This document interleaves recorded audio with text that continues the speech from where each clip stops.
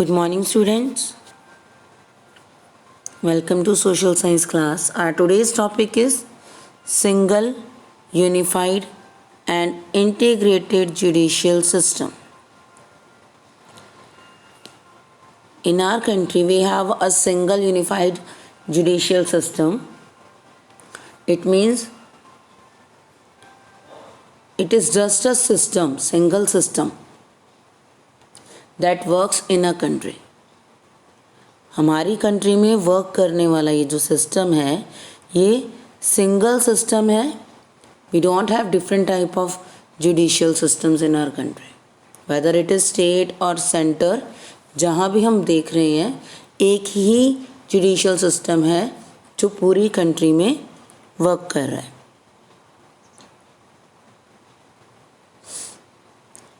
It has got power to supervise and control the working of entire judicial system in India. We all know that it is hierarchical system, Indian judicial system. In that, first is Supreme Court. Then here comes the High Court, then subordinate courts. Okay, Supreme Court is in Delhi and it works for the whole country. It is the highest court of our country. The other one is High Court. It works in states and every state has its own high courts.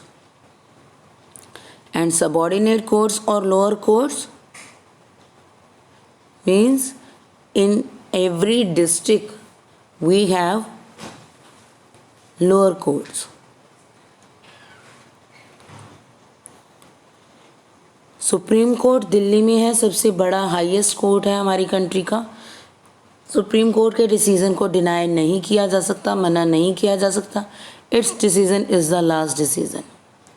उसके बाद high court आते हैं जो states में है और state में सबसे बड़ा कोर्ट हाई कोर्ट है. हर स्टेट का अपना एक कोर्ट है. ओके, जो उस स्टेट के बारे में डिसीजन लेता है. देन सबऑर्डिनेट कोर्ट्स, हर स्टेट में डिफरेंट डिस्ट्रिक्ट्स हैं, उन डिस्ट्रिक्ट्स में कोर्ट्स हैं to give decision for the common person. Common person की कन्फ्लिक्ट्स को, प्रॉब्लम्स को दूर करने के लिए सबऑर्डिनेट कोर्ट्स हैं जो डिस्ट्रिक्ट्स में हैं. ओके, और फर्दर ये भी टू टाइप्स के हैं, civil court and criminal court. Civil court में हमने सिविल केसेस को डील पढ़ा था. Civil cases means cases regarding marriage और प्रॉपर्टी और rent, these are civil cases. और क्रिमिनल केस उनमें क्या है, केसेस ऑफ किडनैपिंग और वायलेशन और ह्यूमिलेटिंग ऑफ विमेन और अदर पर्सन्स. तो ये क्रिमिनल केसेस हैं. मर्डर किसी का कर दिया तो ये सब, इनके बारे में डिसीजन क्रिमिनल कोर्ट में लिया जाता है. तो टू डिफरेंट टाइप के कोर्ट्स आगे डिवाइड हो जाते हैं. फर्दर इससे भी आगे कोर्ट ऑफ सबऑर्डिनेट सिविल जज first class, Munsif court of सब जज सेकेंड क्लास, ये डिफरेंट पार्ट्स में आगे सिविल कोर्ट्स डिवाइडेड है. और क्रिमिनल कोर्ट में एडिशनल सेशन जज, असिस्टेंट सेशन जज, chief judicial magistrate, metropolitan magistrate, court of magistrate of second class, special judicial magistrate, court of magistrate of second class, special judicial magistrate, executive magistrate. तो ये आगे civil और criminal court भी इतने parts में divided है. So it is the single judicial system. एक single judicial system है जिसमें ये सारे कोर्ट्स हमने इंक्लूड किए and these courts supervise each other. Supreme Court supervise the working of High Court. High Court supervise the working of subordinate courts. Okay, it means what type of work they have done is checked by its higher court.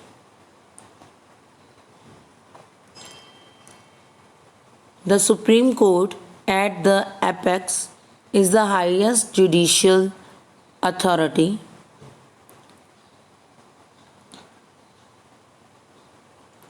followed by High Court in the state and subordinate court in every district.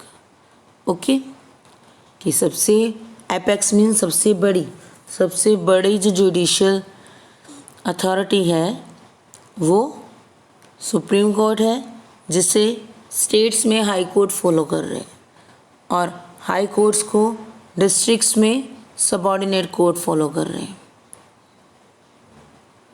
The lowest court of judicial hierarchical order is the court of magistrate. सबसे lowest court कौन सा है? Court of magistrate. The lower courts are controlled and supervised by high court. Lower court के working पर high court check रख रहा है. A judgment given by the lower court can be challenged in higher court. Similarly, an individual can go to Supreme Court of India to appeal against the judgment of High Court. If we are not satisfied with the judgment or the decision of the lower court, we can move to the next highest one. अगर हमारा कोई case है जो district court में है और district court के decision से हम खुश नहीं हैं, we can appeal against the decision of district court in high court. हम अपने डिसीजन जो हमारे लिए लिया गया है उसके अगेंस्ट हम हाई कोर्ट में अपील कर सकते हैं कि डिस्ट्रिक्ट कोर्ट में सही डिसीजन नहीं लिया गया.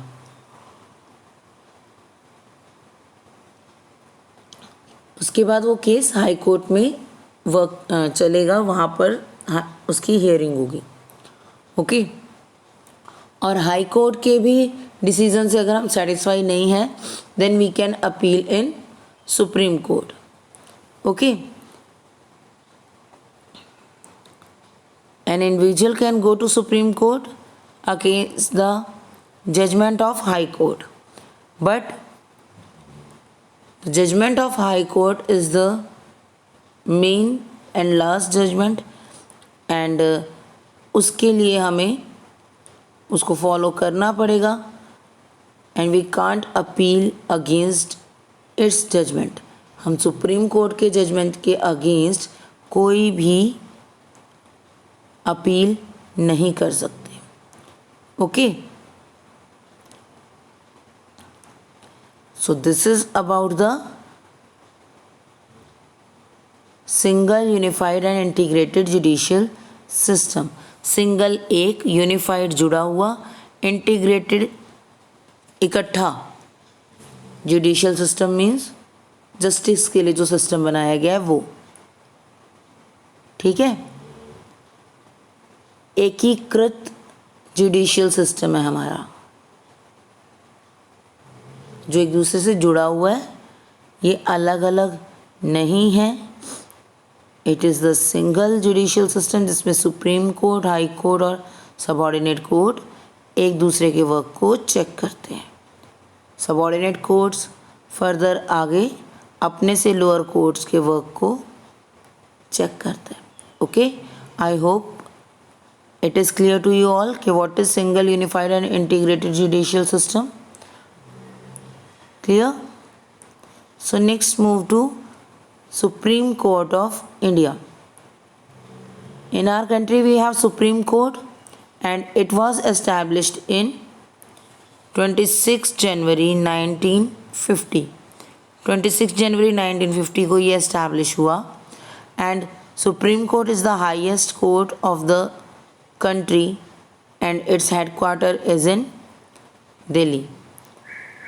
न्यू दिल्ली में इसका हेडक्वार्टर है and it hears both civil and criminal cases. It also deals with cases pertaining to the interpretation of Constitution. यहाँ पर सिविल और क्रिमिनल दोनों केसेस को सुना जाता है और इसके साथ ही कॉन्स्टिट्यूशन को एक्सप्लेन करना, कॉन्स्टिट्यूशन की डिफरेंट टर्म्स को एक्सप्लेन करना कि what is the meaning of that line of the constitution. This right is only with the supreme court. ये सिर्फ सुप्रीम कोर्ट के पास राइट है कि वो कॉन्स्टिट्यूशन को इंटरप्रेट कर सकते हैं। इंटरप्रेट का मीन है एक्सप्लेन करना, उसे समझाना। Okay, next is composition. It has a chief justice with 31 other judges who were appointed by President of India. Supreme court में एक चीफ जस्टिस होता है और उसके साथ 31 जजेस और हैं जो वहाँ पर केसेस की हियरिंग में वर्क करते हैं। एंड ऑल दीज जजेस are appointed by President of India on the recommendation of collegium system. Collegium system means कि चीफ जस्टिस ऑफ इंडिया और 4 सीनियर जजेस मिलकर डिसीजन लेते हैं कि who will be the chief justice of the supreme court. Okay, collegium means a closed group of judges जिसमें एक chief justice होते हैं और 4 सीनियर जजेस होते हैं, 4 सीनियर जजेस। While appointing the chief justice, the president consults with other judges as he/she deems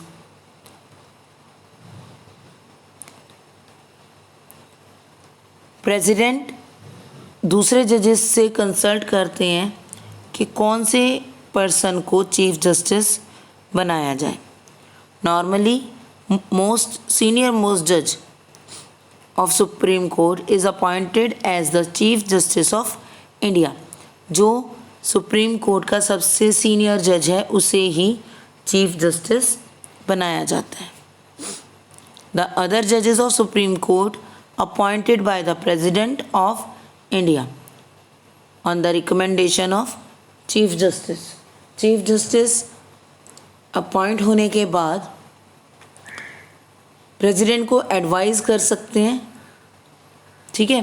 they can only advise the president to appoint other जजेस, बट द जजेस are appointed only on the qualification or the experience they have. Okay, now the qualification of judges are: he or she must be a citizen of India,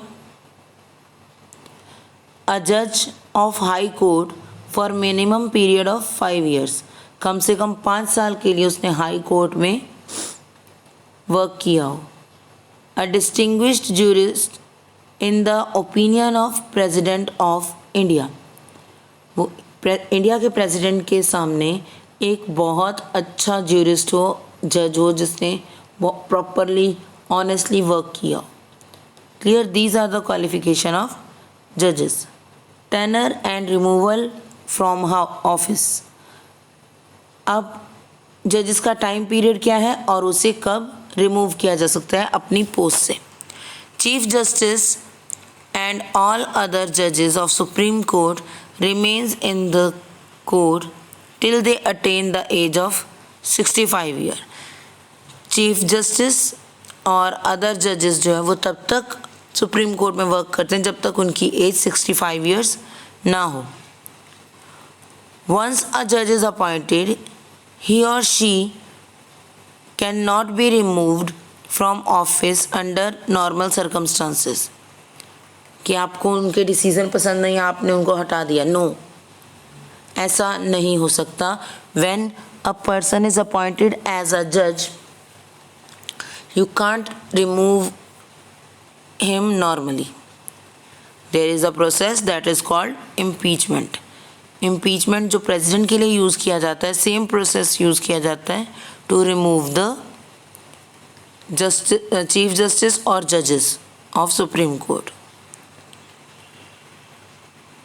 If he or she can be proved only on the ground of proved behavior or incapacity to discharge functions by the president on the basis of resolution passed by each house of the parliament by a special majority. अगर कोई person जो जज है वो किसी गलत activity में involve है या वो कॉन्स्टिट्यूशन के अकॉर्डिंग वर्क नहीं कर रहा या कोई और उस पर ब्लेम लगाया गया कि इसने ऐसा वर्क किया है, तो उसे प्रूव करने के लिए फर्स्टली लोकसभा और राज्यसभा में रिजोल्यूशन पास किया जाता है. ओके, और उस रिजोल्यूशन के बेस पर सुप्रीम कोर्ट के जज को हटाया जाता है. पहले उस पर कमेटी होती है जो केस को सुनती है, उसके बारे में डिसीज़न लेती है, और उसके बाद हम चीफ जस्टिस को रिमूव कर सकते हैं. And this process is known as impeachment. Special majority means absolute majority of total membership or 2/3 majority of member present and voting in each house.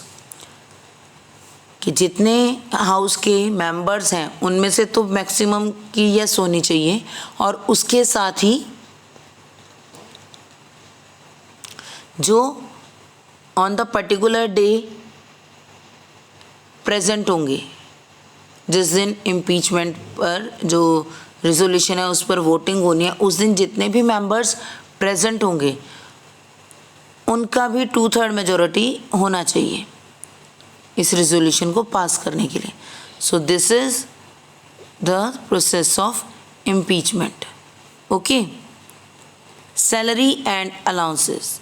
बहुत अच्छी सैलरी पे की जाती है ताकि वो किसी से ब्राइब ना लें, रिश्वत ना लें. The government has set the salary of chief justice of India at ₹2.8 lakh per month and other judges ₹2.5 lakh per month. इसके साथ ही अलाउंसेस, डिफरेंट अलाउंसेस गिवन है उन्हें. They are provided with many other facilities such as official residence, car, travel allowances, leave और pension on retirement. So these provisions are given to the judge of Supreme Court. Okay, so today we have discussed that in India we have single judicial system, single integrated judicial system, and then Supreme Court of India. How it is composed or what is the qualification of judges, how can we remove the judges, ठीक है, all these things we have discussed today. So that's it for today. I hope आप सबको ये समझ आया होगा. So read it from your book. Thank you and have a nice day.